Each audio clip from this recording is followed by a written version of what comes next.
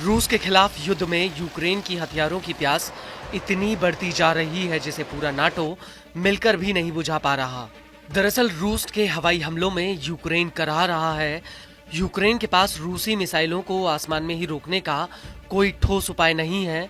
वहीं दूसरी तरफ नाटो की अगुवाई में समूचे पश्चिम ने यूक्रेन में अपनी ताकत झोंक दी है, लेकिन उसके बावजूद भी वो रूस को नहीं रोक पाए।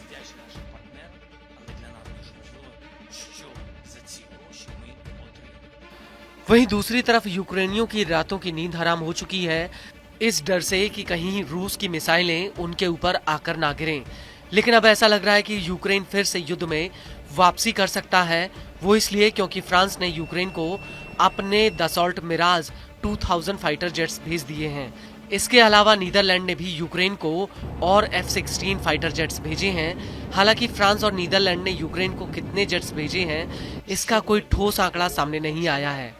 लेकिन फ्रांस के रक्षा मंत्री सेबेस्टियन लेक्रूनू ने यूक्रेन को मिराज भेजे जाने की पुष्टि कर दी है। फ्रांस का कहना है कि यूक्रेनी पायलट इन जेट्स को उड़ाकर लेकर गए हैं, जिन्हें फ्रांस में कई महीनों की ट्रेनिंग दी गई थी।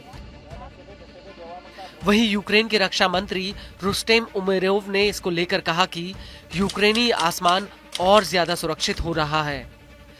लेकिन इस सबके बीच बड़ा सवाल ये है कि क्या मिराज और F-16 जेट्स यूक्रेन युद्ध में गेम चेंजर साबित हो सकते हैं। तो आपको बता दें कि यूक्रेन पहले ही अपने 2 F-16 फाइटर जेट्स खो चुका है। वहीं अगर मिराज की बात की जाए तो मिराज 2000 फ्रांस के सबसे पुराने जेट्स में से एक है और फ्रांस ने अपने सैन्य बेड़े में मिराज को राफेल जेट से रिप्लेस कर दिया है। आने वाले दिनों में फ्रांस की सेना में मिराज की जगह पर राफेल दिखाई देंगे। इसका मतलब ये हुआ कि फ्रांस ने अपने पुराने जहाजों और बूढ़े जहाजों को यूक्रेन भेजा है।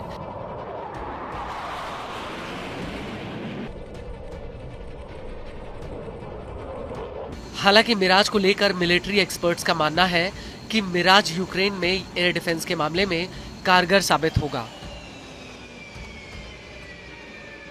इसको लेकर मिलिट्री एविएशन एनालिस्ट पीटर लेटोन ने CNN से कहा कि यूक्रेन में मिराज एयर डिफेंस की भूमिका के लिए बेहतर रहेगा।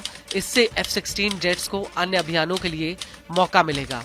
मैं देखता हूं कि मिराज जमीन पर सतर्कता से तैनात होंगे और मिनटों के भीतर आने वाली क्रूज मिसाइलें प्राथमिक लक्ष्य और शहीद ड्रोन द्वितीय लक्ष्य को चिन्हित कर सकते हैं।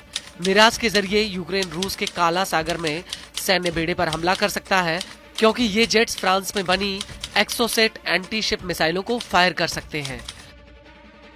आपको बता दें कि साल 2025 की शुरुआत में फ्रांस के पास 26 एक्टिव दसॉल्ट मिराज 2000 जेट्स थे। इसको लेकर लेटिन का कहना है कि यूक्रेन को कुल 95 F-16 मिलेंगे और करीब 2 दर्जन मिराज जेट्स मिलेंगे। बड़ी बात यह है कि मिराज जेट्स लंबी दूरी वाली स्काल्प यानी स्टॉर्म शैडो मिसाइलों को फायर कर सकता है। ये मिसाइलें रूस के काफी भीतर तक हमला करने में सक्षम हैं।